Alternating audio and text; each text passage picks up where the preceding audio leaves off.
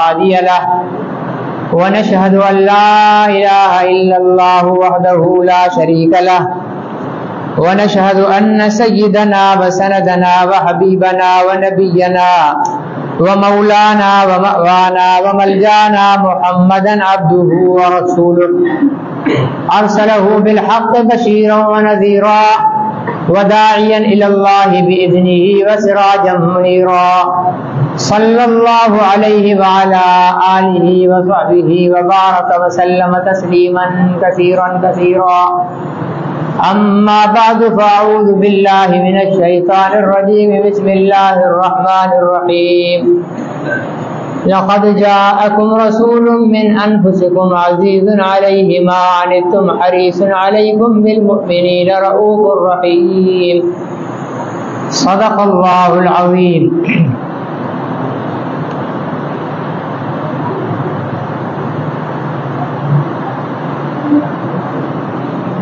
حضور علیہ الصلوۃ والسلام کی سیرت طیبہ سے متعلق کچھ گزارشات آپ حضرات کی خدمت میں پیش کرنی ہیں.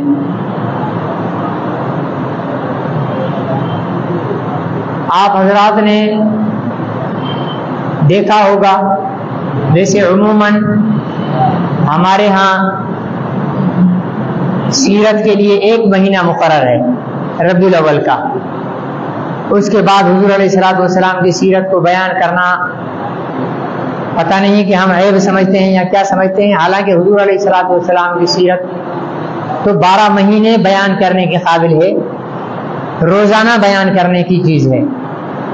کیونکہ جتنا حضور علیہ الصلوۃ والسلام کا ذکر ہوگا اتنی ہمارے دلوں میں آپ کی عظمت پیدا ہوگی، آپ کی محبت پیدا ہوگی، اور جتنی ہمارے دلوں میں آپ کی عظمت و محبت پیدا ہوگی اتنے ہمارے اعمال کی قیمت اور ویلیو بڑھے گی.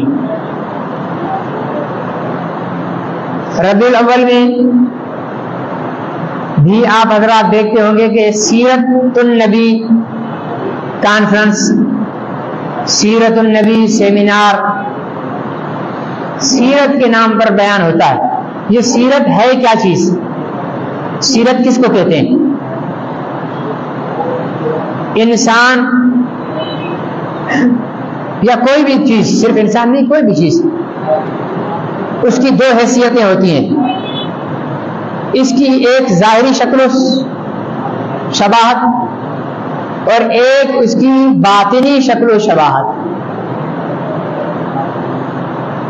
ظاہری شکل و شباہت انسان کی لے لیں، انسان کی رنگت، انسان کا قد، ٹھیک ہے نا جی، اور انسان کا لمبا ہونا، ٹھگنا ہونا، موٹا ہونا، پتلا ہونا، یہ ساری انسان کی صورت کے ساتھ تعلق رکھتی ہیں چیزیں ظاہری.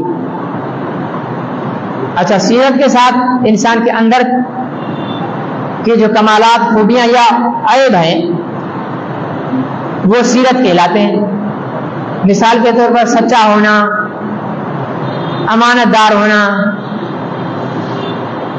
عزت والا ہونا، با اخلاق ہونا، یہ اس کی سیرت ہے، اندر کی خوبیاں ہیں. تو ہم سیرت النبی کا ذکر اس لیے کرتے ہیں کہ اللہ تعالیٰ نے ہمیں نبی پاک کی سیرت کا پابند بنایا ہے، نبی پاک کی صورت کا پابند نہیں بنایا ہے. صورت کا پابند بن ہی نہیں سکتے ہم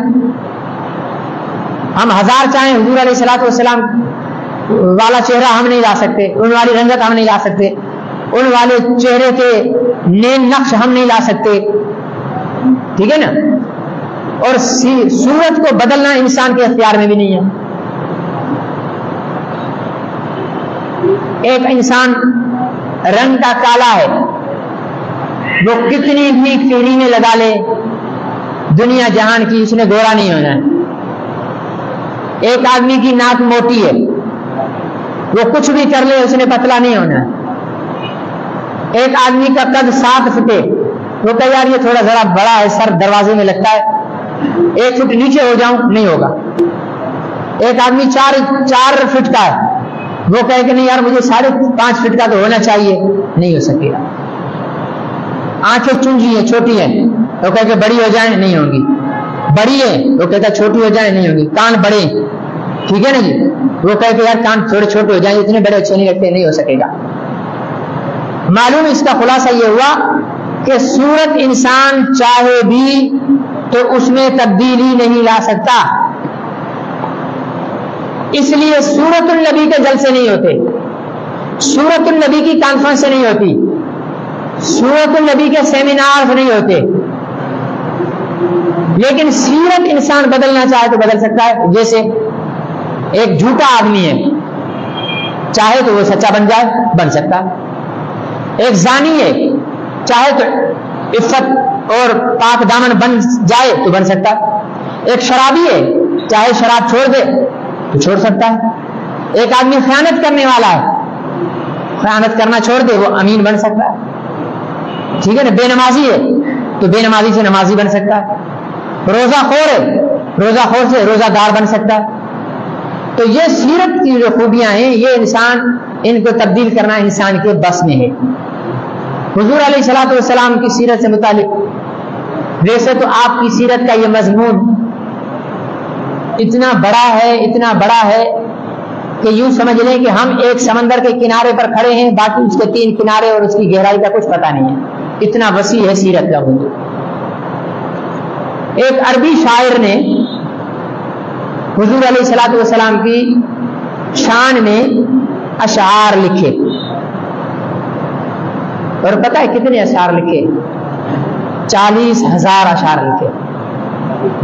1 2 3 لکھتا گیا, لکھتا گیا. ویسے تو نعتیں بہت حضور علیہ السلام کے نعتیں بہت قسم کی ہیں. ایک وہ نعتیں ہیں جو حضور علیہ الصلوۃ والسلام کی جو شان کو بڑھا کر خدا تک پہنچا دیتے. یہ نعت غلط ہے, یہ نعت غلط ہے. آپ کے مقام پر آپ کی تعریف کرنا یہ نعت صحیح, اور ہمارے علماء کرام نے ایسی نعتیں کہی ہیں, بڑے بڑے اکابرین نے ایسی نعتیں کہی ہیں. تو اس نے نعت لکھی. آج کل جو نعتیں پڑھی جاتی ہیں 4 اشعار 5 اشعار 6 اشعار, کوئی بڑی ہوگی تو 10 اشعار 15 اشعار. اس جوان نے 40,000 اشعار لکھے حضور علیہ الصلوۃ والسلام کی سیرت پر, آپ کی شان میں. 40,000 اشعار لکھنے کے بعد آخر میں ایک قطعہ لکھا عربی میں. پھر کسی شاعر نے ان اشعار کا ترجمہ کیا, پھر اردو میں, پھر اس قطعے کا ترجمہ کیا, قطعے کا ترجمہ کیا. اس کا ترجمہ کیا تھا. اس نے کہا, شاعر نے 40,000 اشعار لکھنے کے بعد, کہ تھکی ہے فکر رسا ابھی مدح باقی ہے. جب انسان کچھ لکھنے بیٹھتا ہے تو پہلے کیا کرتا ہے؟ دماغ کا استعمال کرتا ہے, فکر کو استعمال کرتا ہے. ٹھیک ہے نا. فکر کو پہنچاتا ہے جہاں تک پہنچانا چاہے. تو شاعر کہتا ہے کہ میں نے فکر کو پہنچایا, تھکی ہے فکر رسا, میرے فکر کی رسائی تھک گئی, میرے فکر کی رسائی تھک گئی, لیکن محمد عربی کی مدح ابھی باقی ہے. تھکی ہے فکر رسا,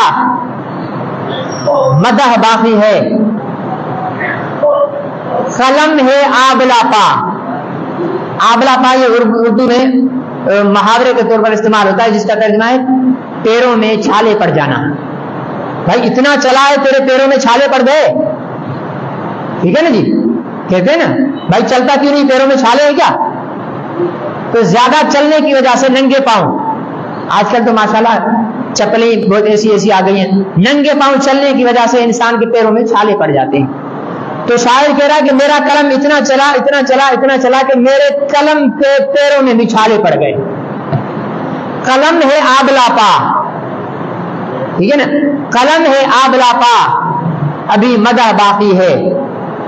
ورق تمام ہوا, جتنے بھی ورق میرے پاس تھے میں نے سارے جمع کر کے لکھنا شروع کر دیے. ورق تمام ہوا, مدح باقی ہے. یہ کون کہہ رہا ہے؟ جس نے 40,000 اشعار لکھے. آج تک حضرت ابو بکر صدیق سے لے کر آج تک جتنے بھی شاعر, قلمکار, ادیب, مبلغ, خطیب, واعظ جتنے بھی دنیا میں آئے اور جنہوں نے حضور علیہ السلام کی سیرت بیان کی ہے, سیرت بیان کرنے کے بعد کہنے لگے کہ بھائی یہ موضوع اتنا بڑا ہے کہ اس کو ہم پورا نہیں کر سکتے, آج تک حضور علیہ السلام کی سیرت کا موضوع کسی نے کمپلیٹ نہیں کیا، ادھورا یہ کیوں؟ اس لیے علماء نے لکھا ہے کہ حضور علیہ السلام کی ساری سیرت اور سارے کمالات اللہ نے دنیا والوں پر ظاہر ہی نہیں کیے، سارے کمالات حضور علیہ السلام کے دنیا والوں پر اللہ نے ظاہر نہیں کیے۔ کیوں؟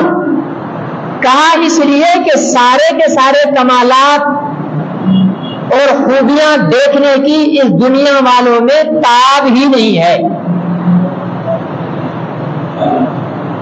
صحابہ اکرام میں صرف ایک صحابی ہیں جو حضور علیہ السلام کو یوں نظر بھر کر، وہ کیا کہتے ہیں اردو میں، ٹکٹکی باندھ کر دیکھنا، ہاں صحیح بول رہا ہوں نا، ٹکٹکی باندھ کر دیکھنا، یہ صرف حضرت ابو بکر صدیق کر سکتے تھے، باقی کسی صحابی میں ہمت نہیں تھی۔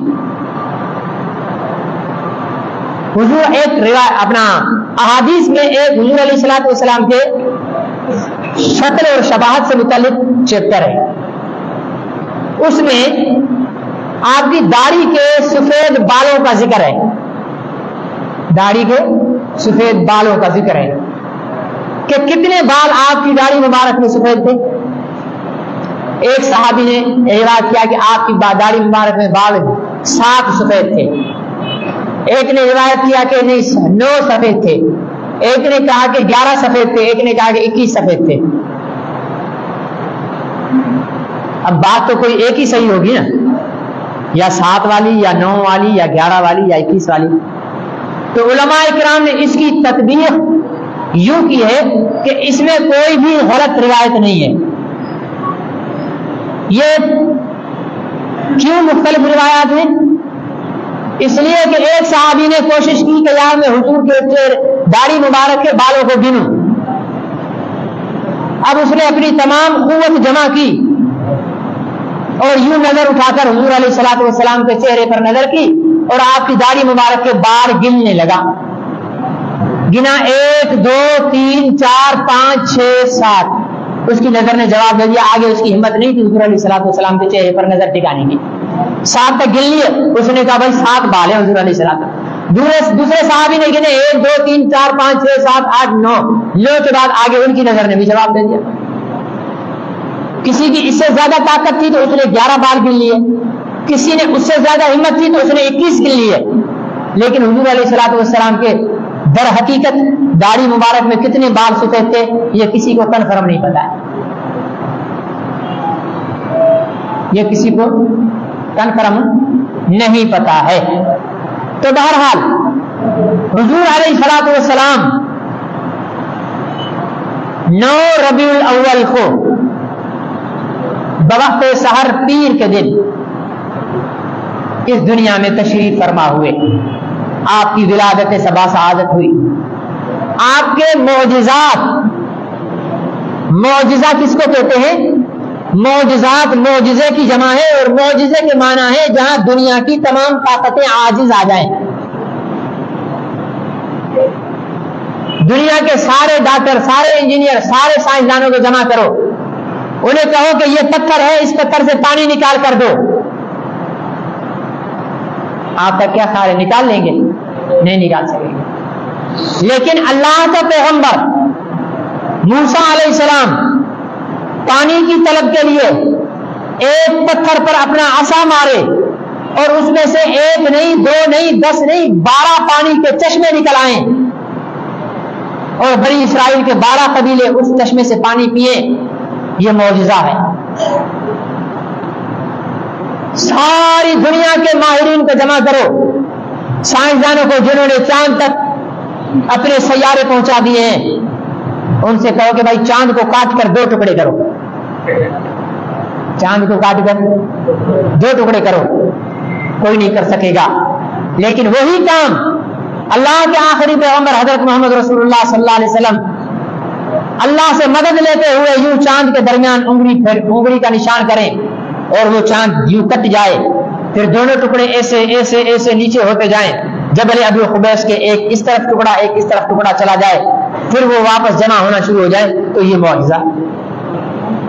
جہاں انسان کی عقل عاجز آ جائے، جہاں انسان کی تمام توانائیاں حواس خمسہ جہاں عاجز آ جائیں اور وہ کام ہو جائے تو وہ معجزہ ہے. تو آپ کے کچھ معجزات تو وہ ہیں جو حضور علیہ الصلوۃ والسلام کی ولادت سے پہلے کے ہیں, کچھ معجزات وہ ہیں جو آپ کے ولادت کے وقت کے ہیں, اور باقی سارے کے سارے معجزات آپ کے ولادت کے بعد کے ہیں, لڑکپن کے ہیں, بچپن کے ہیں, جوانی کے ہیں, نبوت سے پہلے کے ہیں, نبوت کے بعد کے ہیں. حضرت آمنہ سلام اللہ علیہا فرماتی ہے کہ حضور علیہ الصلوۃ والسلام جب میرے پیٹ میں آئے تو میرے جسم سے عجیب قسم کی خوشبو آتی تھی. میرے سسر عبد المطلب نے میری ساس سے کہا کہ آمنہ سے پوچھو, بیوہ ہے اور جوان ہے, اس کو عطر دیتا کون ہے, یہ خوشبوئیں کہاں سے لگاتی ہے اتنی, ہمارے ہاں تو بیوہ خوشبو نہیں لگاتی. حضرت عبد المطلب کی زوجہ نے گھبراتے ہوئے اپنی بہو سے یہ سوال کیا کہ بیٹا ناراض نہ ہونا, ایک بات پوچھنی ہے. اماں جی پوچھیں. کہا بیٹا یہ اتنے قیمتی عطر تمہارے پاس آتے کیوں ہیں, آتے کہاں سے ہیں, اور آپ لگاتی کیوں, آپ تو بیوہ ہو. حضرت آمنہ نے یہ سوال سنا تو رونے لگ گئی اور فرمایا کہ اماں جی میں کہیں سے کوئی عطر نہ لیتی ہوں نہ لگاتی ہوں, یہ تو میرے پیٹ میں جو خدا کی امانت پل رہی ہے, جب سے یہ میرے پیٹ میں آئی ہے میرے جسم میں خوشبو ہی خوشبو ہے. اماں آمنہ فرماتی ہے کہ جب میں زمین پر چلتی تھی, اگر اتفاقاً کبھی زمین پیر کے نیچے کوئی سخت پتھر بھی آ جاتا تھا تو وہ مجھے روئی کی طرح نرم محسوس ہوتا تھا, میرے پیر میں چبھتا نہیں تھا. فرمایا کہ میں ہم جولیوں کے ساتھ کنویں پر پانی بھرنے کے لیے جایا کرتی تھی. پانی بھرنے کے لیے جب جاتی تھی تو جب محمد میرے پیٹ میں نہیں تھے تب میں عام نارمل انداز میں ڈول ڈال کر پانی کھینچا کرتی تھی, لیکن جب محمد میرے پیٹ میں آئے صلی اللہ علیہ وسلم نہیں کہہ رہے, 2-3 دفعہ پڑھ لیں صلی اللہ علیہ وسلم, ٹھیک ہے نا. تو فرمایا کہ جب سے یہ میرے پیٹ میں آئے ہیں اس وقت کے بعد باقی تو میری ہم جولیاں ڈول کو پانی نیچے کنویں میں ڈال کر رسی سے کھینچتی ہیں, لیکن جب میرے پانی بھرنے کا ٹائم آتا ہے تو مجھے ڈول پانی کے لیے کنویں میں نہیں ڈالنا پڑتا تھا, بلکہ پانی خود اچھل اچھل کر کنویں کی منڈیر تک آتا تھا کہ محمد کی اماں ہے یہ جھک کر پانی نہ بھرے. حضور علیہ الصلوۃ والسلام کی جب ولادت ہوئی, مشہور ہے 12 ربیع الاول, لیکن صحیح روایت 9 ربیع الاول کی ہے. وفات 12 ربیع الاول کی ہے وفات, اور دن وفات کا بھی پیر ہے اور ولادت کا بھی پیر ہے. پیر کو ہی آپ اس دنیا میں تشریف فرما ہوئے اور پیر کو ہی آپ اس دنیا سے پردہ فرما گئے. ہم اور آپ جب پیدا ہوئے تھے تو روتے ہوئے پیدا ہوئے تھے, ہے نا, اور گندگی میں لتڑے ہوئے, ٹھیک ہے. دایا نے ہماری ناف کاٹی, اس کو دھاگا باندھا, ٹھیک ہے. ہماری ماں نے بھی ہمیں تب تک اپنی چھاتی کے ساتھ نہیں لگایا جب تک ہمیں دھو کر صاف کر کے پاک کر کے ہماری ماں کی گود میں نہیں لیا گیا. اتنی گندگی میں ہم لپٹے ہوئے تھے. ایسا ہی ہے نا بھائی. حضور علیہ الصلوۃ والسلام جب پیدا ہوئے تو عام بچوں کی طرح آپ کی ولادت نہیں تھی کہ آپ خون میں اور گندگی میں لپڑے ہوئے ہوں. آپ نہلائے ہوئے تھے, آپ کا ناف کٹا ہوا تھا, اور آپ مختون پیدا ہوئے تھے, یعنی ختنہ ہوا تھا آپ کا پیدائشی طور پر. حضور علیہ الصلوۃ والسلام, عرب کا دستور تھا کہ جب بچہ پیدا ہوتا تو شہری ماحول سے دور دیہاتوں میں بچوں کو دایاؤں کو دیا کرتے تھے, دایاؤں کو دیا کرتے تھے. اب حضور علیہ الصلوۃ والسلام کی بھی ولادت ہوئی, بہت سارے اور بچوں کی بھی ولادت ہوئی. حضور علیہ الصلوۃ والسلام کے نصیب میں, بلکہ دائی حلیمہ کے نصیب میں, حضور علیہ السلام کے نصیب میں, دائی حلیمہ کے نصیب میں اللہ تعالیٰ نے حضور علیہ الصلوۃ والسلام کو لکھا ہوا تھا.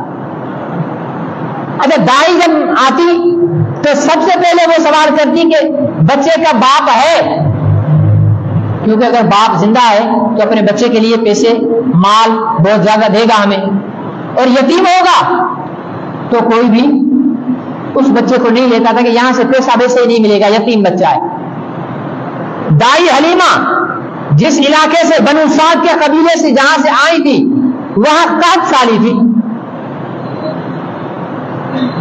جانوروں کے تو تھن خشک تھے ہی تھے، عورتوں کی چھاتیوں میں بھی دودھ نہیں تھا، عورتوں کی چھاتی میں بھی دودھ نہیں تھا.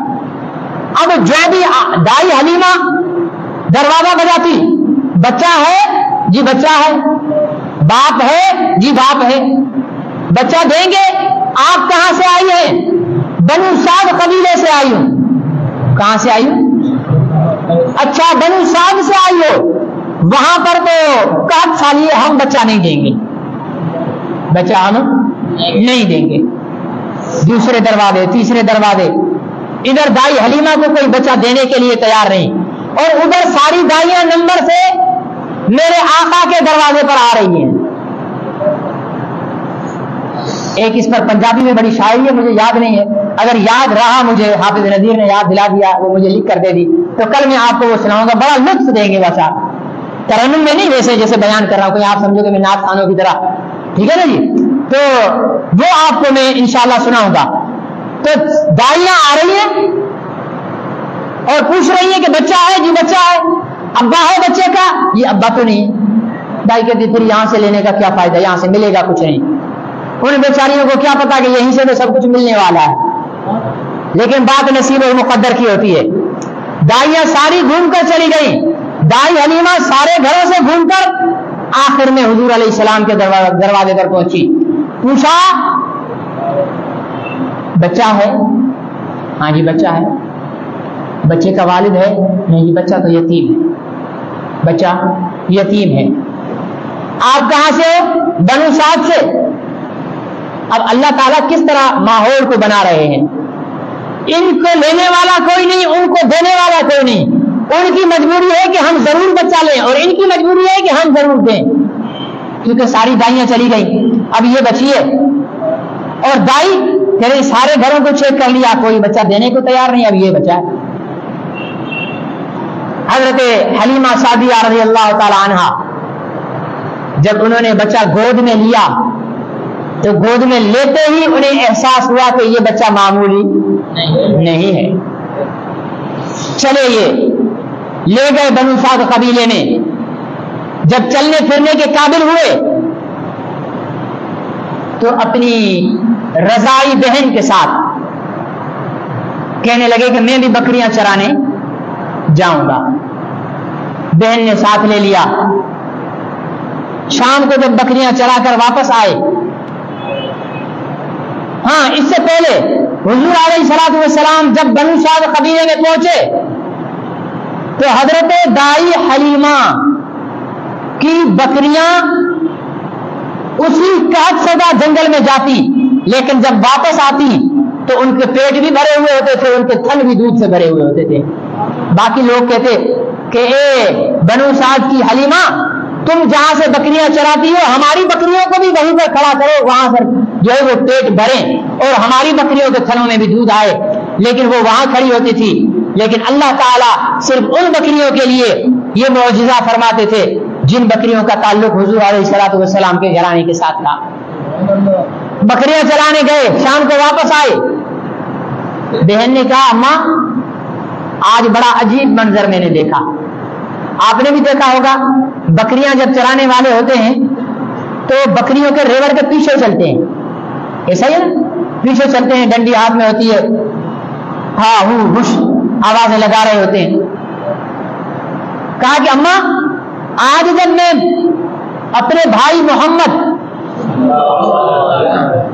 نام سنتے ہی بے اختیار زبان پہ آ جانا چاہیے صلی اللہ علیہ وسلم کو لے کر جب میں نکلی تو میں حیران رہ گئی، بکریاں آگے چلنے کے لیے تیار نہیں ہے. میں نے بھائی کا ہاتھ پکڑا اور میں آگے آگے چلنے لگی. اور بکریاں ساری پیچھے چلنے لگی. اور اماں آج بکریوں نے کچھ بھی روکھا سوکھا بھی کچھ کھایا کرتی تھی, آج وہ بھی نہیں کھایا ہے. بھائی کو بٹھایا تو بکریاں بھی گھٹنے ٹیک کر چاروں طرف سے بیٹھ گئی ادب اور احترام سے. یہ بکریوں کو بھی اللہ تعالیٰ نے حیا سکھائی ہے. بعض ایسے بے حیا اور بے غیرت قسم کے لوگ ہیں جو انسان ہو کر بھی حضور علیہ السلام کی شرم اور حیا نہیں کرتے. ان میں سے ایک بے غیرت ٹولہ قادیانیوں کا ہے اور ایک بے غیرت ٹولہ گور شاہی کا ہے, ٹھیک ہے نا, اور اس قسم کے گستاخان رسول کا ٹولہ ہے. حضور علیہ الصلوۃ والسلام کو جب نبوت عطا ہوئی تو آپ کا سب سے بڑا معجزہ جو ہے نبوت کے بعد, جیسے تو بہت سارے معجزات ہیں, سب سے بڑا معجزہ نبوت کے بعد جو حضور علیہ الصلوۃ والسلام کو ملا وہ معراج تھا. کیا تھا؟ معراج تھا. انشاءاللہ زندگی رہی تو کبھی اس پر تفصیلی کی, یہ بھی بڑی تفصیلی معراج کی معجزہ ہے. بہرحال معراج حضور علیہ الصلوۃ والسلام نے کی. یہ معجزہ ابو جہل حضور علیہ الصلوۃ والسلام کے پاس مٹھی میں کنکر لے کر آیا,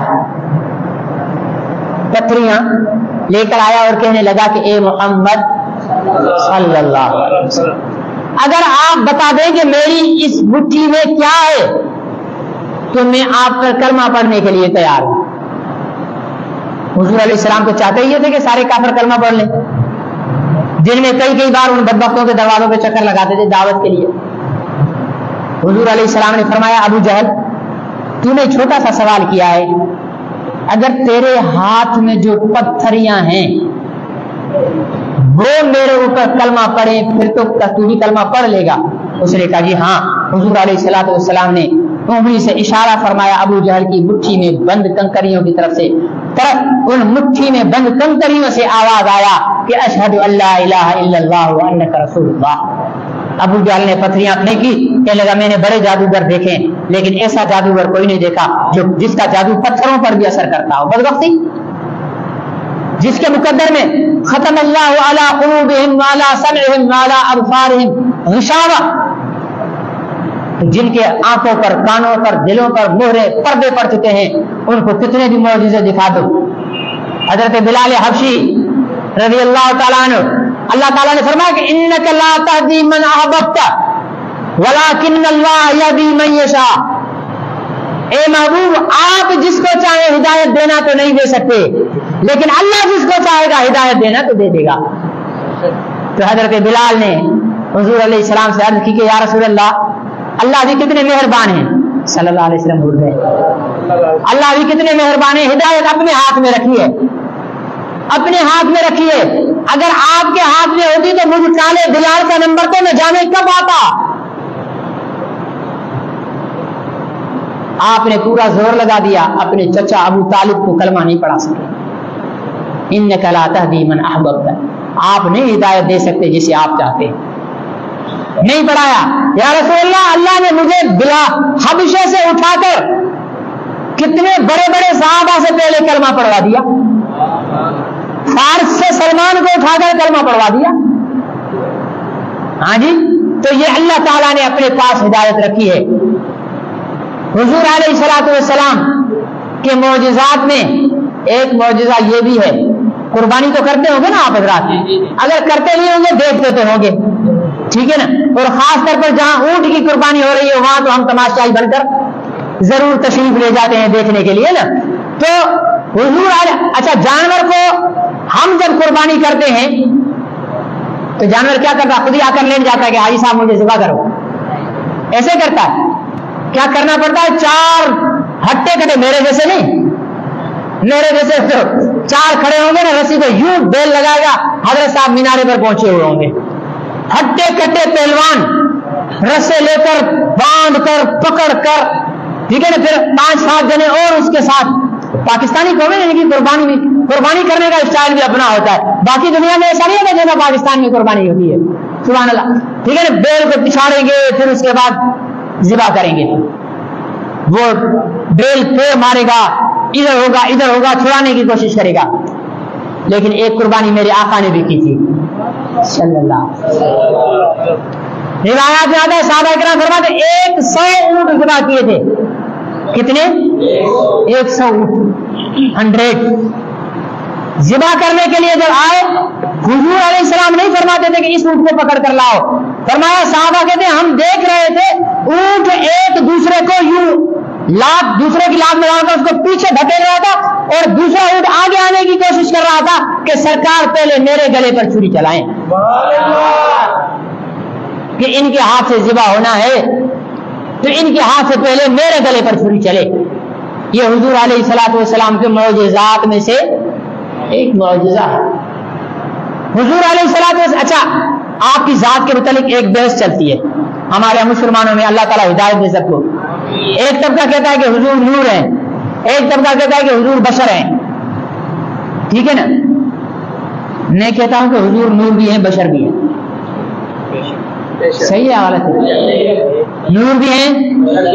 آپ کی تعلیمات نور ہے, آپ کی ذات بشر ہے. آپ کی تعلیمات ایسی ہیں کہ گمراہی کے اندھیروں سے ہدایت کی روشنیوں کا راستہ دکھا دے. آپ کی ذات بشر ہے, ماننا پڑے گا. اگر نبی نور ہوتے تو جبرائیل نور بن کر نور کا خادم نہ بنتا. جبرائیل آقا کا خادم بن کر معراج کے سفر میں گیا ہے, پیروں کی تلیوں کو بوسہ دے کر جگایا ہے.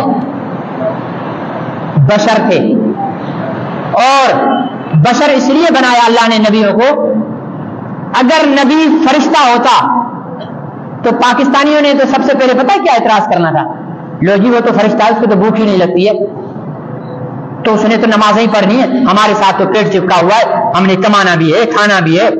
وہ تو فرشتہ ہے, اس کی تو بیوی بھی نہیں ہے, اس کے تو بچے بھی نہیں, ہمارے تو ساتھ مائی بھی ہے, اس کے ساتھ ماشاءاللہ 10-12 جو ہے وہ بچے بھی ہیں, اب ان کو کھلانا پلانا, ان کی عید کرانا.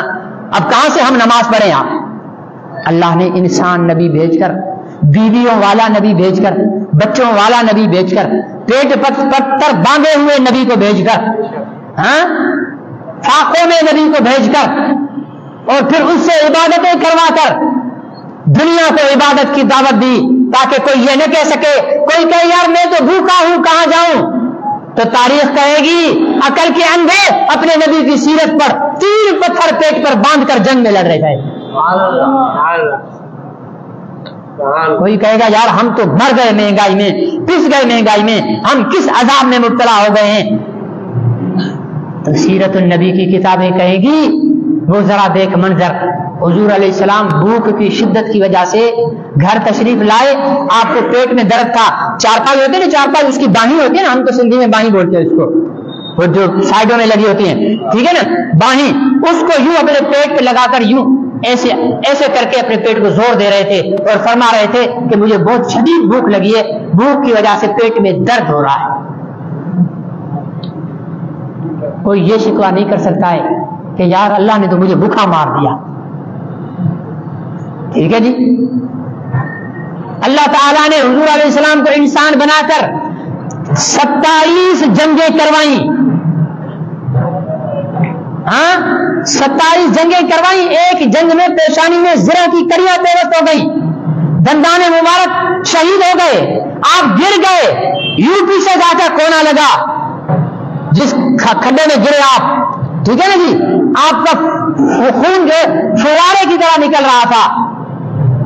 کسی کو اگر دین کے لیے کانٹا چپ جائے تو وہ ہائے ہو نہ کرے کہ اس کو تاریخ پڑھ لینی چاہیے کہ اسے دین کی تبلیغ کے لیے اور دین کی بقا اور سربلندی کے لیے محمد عربی صلی اللہ علیہ وسلم کا پاکیزہ خون بھی بہا ہے. آ گیا سمجھ میرے بھائی؟ تو یہ حضور علیہ الصلوۃ والسلام, انبیاء علیہ السلام کو جتنے معجزات دیے گئے ان میں سب سے زیادہ معجزات نبی پاک صلی اللہ علیہ وسلم کو دیے گئے. اور سب سے بڑا معجزہ پتہ ہے کون سا ہے؟ معراج سے ہٹ کر کوئی بتا سکتا ہے؟ قرآن. قرآن سب سے بڑا معجزہ ہے حضور علیہ السلام کا, کہ آج تک 1444 سال گزر گئے, یہ بشیوں نے, یہودیوں نے, سارے کافروں نے ایڑی چوٹی کا زور لگا دیا, لیکن قرآن ختم نہیں آیا, ختم نہیں ہوا. پہلے مشرف کو لے کر آئے تھے, کہ اس کے ذریعے قرآن کو ختم کرائیں گے. ایڑیاں رگڑ رگڑ کر مشرف مر گیا. قرآن ویسے کا ویسا ہے اور قرآن والے بھی ویسے کے ویسے. ایسا ہے یا نہیں ہے؟ مزے سے ہیں قرآن والے. جب مشرف آیا تھا تو پاکستان میں 10,000 مدارس تھے. جب اور آیا کیوں تھا؟ مدرسے ختم کرنے کے لیے. جب مشرف گیا تو پاکستان میں 25,000 مدارس ہو چکے تھے. یہ اللہ کے رسول کا معجزہ تو ہے کہ جس کتاب کو میں نے اپنے محبوب پر نازل کی ہے وہ کتاب تو محفوظ رہے گی. اس کتاب کو پڑھانے والا ملا اور اس کتاب کو پڑھنے والا طالب علم بھی محفوظ رہے گا. صحیح ہے جی. باقی قربانیاں تو دینی پڑتی ہے. ٹھیک ہے جی. اللہ تعالیٰ حضرت مولانا عبد الشکور صاحب رحمت اللہ علیہ وفاقی وزیر مذہبی امور جن کو ایک سازش کے تحت قتل کیا گیا ہے، یہ حادثہ نہیں ہے. ٹھیک ہے نا جی. اللہ تعالیٰ ان کے درجات کو بلند فرمائے. بعض جو ایسے بے غیرت سوشل میڈیا پر بیٹھے ہوئے ہیں، ایسے اعلیٰ کوالٹی کے خالص قسم کے بے غیرت. اب مجھے فتوا نہیں لگاتے نا کہ مولوی صاحب تیرا وضو ٹوٹ گیا، گالی دے دی تو نے، گالی سے وضو نہیں ٹوٹا. ایسے بے غیرت بیٹھے ہوئے جو کہہ رہے ہیں کہ اچھا ہوا دہشت گردوں کا امام مارا گیا. اور ایک بے غیرت نے تو یہاں تک کہا کہ کتنے 175 حکومت کے ووٹ تھے، اب 174 رہ گئے. ٹھیک ہے نا. یعنی کسی کی شہادت، کسی کی موت، ارے عقل کے اندھو بے غیرتوں کے سرداروں، اب دشمن بھی کبھی مر جائے نا تو اس میں خوشی نہیں کرنی چاہیے. عمران خان مر جائے گا نا، میں خوشی نہیں کروں گا. ٹھیک ہے نا. میں یہی کہوں گا کہ اگر عمران خان مسلمان ہے تو اللہ تعالیٰ اس کی مغفرت کرے. ٹھیک ہے جی. لیکن علماء کرام ایسا، اور یہ میں کلیئر بتاؤں آپ کو، یہ نسل پتہ ہے کس نے پیدا کی ہے؟ الحاج خلیفۃ المسلمین امیر المومنین. ٹھیک ہے نا جی. 4 سال میں ملک کا بیڑا غرق کرنے والے حضرت قبلہ عمران خان صاحب دامت برکاتہ العالیہ. یہ ساری نسل اس نے تیار کی ہے. کسی کو اچھا لگے کسی کو برا لگے، بھائی بات ہے سیدھی. ہم دعا کرتے ہیں اللہ تعالیٰ اس نسل کو ہدایت دے. لگتا کم ہے، گدھے کو سمجھا لو سمجھ جائے گا، لیکن اس نسل کے کسی انسان کو سمجھاؤ گے نا، آپ سمجھا کر بوڑھے ہو کر مر کر ہڈیاں جل جائیں گی، لیکن اس شخص نے سمجھنا نہیں. یہ طبقہ علماء کو گالیاں دیتا ہے، اور پتہ ہے دوسرا طبقہ کون گالیاں دیتا ہے؟ قادیانی گالیاں دیتے ہیں. قادیانی گالیاں دیتے علماء کو. اور دوسرا یہ طبقہ یوتھ گالیاں دیتا ہے علماء کو. مجھے سوال کرنے کا حق بنتا ہے کہ اے میری قوم یوتھ، آپ کا قادیانیوں کے ساتھ کیا کنیکشن ہے کہ جو کام قادیانی کر رہے ہیں وہی تم کر رہے ہو؟ تھوڑا سر کو ہاتھ مارو. اللہ تم لوگوں کو ہدایت دے. اللہ ہمیں بھی اگر غلط ہے تو ہدایت دے. الحمدللہ ہم اپنے اکابر علماء اکرام کے نقش قدم پر چل رہے ہیں. ہم علماء اکرام کے نقشے، اور پتہ یہ مولویوں کو گالیاں کیوں دیتے ہیں؟ صرف مولانا فضل الرحمان کی دشمنی میں. مولانا فضل الرحمان کی دشمنی میں اتنا مولوی صاحب نے مولانا فضل الرحمان نے کھا لیا، یہ لوٹ لیا. پہلے ایک دفعہ میں نے پوسٹ پڑھی، مولانا فضل الرحمان کے بیٹے امریکہ میں پڑھتے ہیں. میں بھی ڈر گیا، میں نے واقعی پڑھتے ہیں کیا؟ بعد میں پتا چلا کہ مولانا کے سارے بیٹے یہاں ملتان میں قاسم العلوم میں مدرسے میں پڑھ کر عالم ہوئے. الحمدللہ سارے بیٹے عالم اور حافظ قرآن کے. ٹھیک ہے نا. اس دشمنی میں پڑ گئے. بھائی تو 4 سال تم لوگ تھے، تم لٹکا دیتے مولانا صاحب کو سولی پر جرم ثابت کر کے. باقی ٹائیں کر کے علماء کے خلاف دشمنی. علماء نے لکھا ہے کہ علماء کو گالی دینے والا، ایک تو ہے کہ میرے کو کوئی میری اس سے دشمنی ہو گئی، میرے سے ذاتی لڑائی ہے، اس میں وہ الگ چیز ہے. لیکن ایک مجموعی طور پر علماء کو گالی دینے والا، اس کا خاتمہ ایمان پر نہیں ہوگا. آپ کو بات سمجھ میں آئے یا نہ آئے، جس کو نہیں سمجھ میں آتی وہ علماء کو گالیاں دے اور اپنی موت کا انتظار کرے. اگر ایمان پر خاتمہ ہو جائے تو میرا گلا پکڑ لینا. کیونکہ علماء بحیثیت عالم ان کی نسبت براہ راست حضرت محمد رسول اللہ صلی اللہ علیہ وسلم کے ساتھ ہے. العلماء ورثۃ الانبیاء، علماء انبیاء کے وارث ہیں. وارثان نبوت کو گالی دینا کس بنیاد پر؟ دینی سے دشمنی ہے. یہ دین کو کوئی گالی نہیں دے گا، کیونکہ پتا ہے کہ دین کو اگر گالی دی تو شرابی بھی جوتے لگائے گا. اس لیے دین والوں کو گالی دو، کوئی نہیں پوچھے گا. اللہ تعالیٰ سے دعا ہے کہ اللہ تعالیٰ ہم سب کو ہدایت نصیب فرمائے، ایمان کامل نصیب فرمائے. علماء احترام کی جو ہے نا وہ قدر اور احترام کرنے کی یہ نسل ہے نا، یہ والی عمرانی نسل، یہ جلدی سے علماء سو. ارے سو کا تجھے معنی نہیں پتا ہے؟ استنجا کرنے کا طریقہ تجھے آتا نہیں ہے؟ ڈائریکٹ علماء سو، علماء سو ہے، یہ علماء سو ڈائریکٹ بولیں گے. آتا وضو کرنے کا طریقہ نہیں ہے. اور یہ جو بڑے بڑے اکابرین علماء اکرام ہیں نے تو مولانا فضل الرحمان، کوئی نبی نہیں ہے مولانا فضل الرحمان، ٹھیک ہے نا، عالم دین ہے، گناہ ہو سکتا، غلطی ہو سکتی ہے، لیکن میں اس لیے ان کا احترام بھی کرتا ہوں. ایک تو دین کی نسبت کی وجہ سے کہ عالم دین ہے. صرف یہ نہیں، جتنے بھی علماء ہیں، چاہے وہ بریلیوں کا عالم ہو، چاہے وہ اہل حدیثوں کا عالم ہو، کسی بھی مسلک کا عالم ہے، میں دین کی نسبت سے جو اس کا احترام کرتا ہوں. اور دوسرا مولانا کا اس لیے بھی احترام کرتا ہوں کہ مولانا تقی عثمانی اس کے پیچھے کھڑے ہیں، مولانا رفیع عثمانی اس کے پیچھے کھڑے ہیں، خواجہ خان محمد اس کے پیچھے کھڑے ہیں، خواجہ خلیل احمد اس کے پیچھے کھڑے ہیں، پاکستان کے 10 لاکھ علماء اکرام اس کے پیچھے کھڑے ہوئے ہیں. تو میں ایک ہی اگر اس سے الگ ہوتا ہوں تو میں بھی غلط ہو سکتا ہوں. 1 غلط، 2 غلط، 10 غلط، 15 غلط، 20 غلط، سارے جو علماء غلط نہیں ہیں. اللہ تعالیٰ ہمیں علماء کی قدر کرنے کی توفیق نصیب فرمائے. جو علماء سے محبت کرتے ہیں وہ 3 دفعہ سورہ اخلاص پڑھیں. حضرت مولانا مفتی عبدالشکور صاحب رحمۃ اللہ علیہ کے لیے دعائے مغفرت کرتے ہیں. اعوذ باللہ من الشیطان الرجیم. بسم اللہ قل هو الله احد الله الصمد قل هو الله احد الله الصمد قل هو الله احد الله الصمد الحمد لله رب العالمين والصلاة والسلام على خاتم الأنبياء والمرسلين وعلى آله وصحبه أجمعين. اللهم احسن عاقبتنا في الأمور كلها وأجرنا. یا اللہ جو سورہ اخلاص کی تلاوت کی ہے شہید اسلام حضرت مولانا مفتی عبدالشکور صاحب رحمۃ اللہ علیہ کو اس کا اجر و ثواب پہنچا. یا اللہ تو علماء اکرام کی حفاظت فرما، علماء اکرام کی حفاظت فرما، مساجد اور مدارس کی حفاظت فرما. ہم سب کو علماء اکرام کی قدر کرنے کی توفیق نصیب فرما. جو علماء اکرام پر بک بک کر رہے ہیں یا اللہ انہیں ہدایت نصیب فرما، یا اللہ انہیں ہدایت نصیب فرما. اور اگر ان کے مقدر میں ہدایت نہیں ہے تو انہیں جلد از جلد ان کا انجام بد انہیں دکھا دے، انہیں انجام بد دکھا دے. یا اللہ ہم سب کے حال پر رحم فرما. رمضان المبارک کے باقی چند ایام رہ گئے، ان کی قدر کرنے کی اور خوب عبادت کر کے اللہ کو راضی کرنے کی توفیق نصیب فرما. ربنا آتنا فی الدنیا حسنہ وفی الآخرۃ حسنۃ وقنا عذاب النار.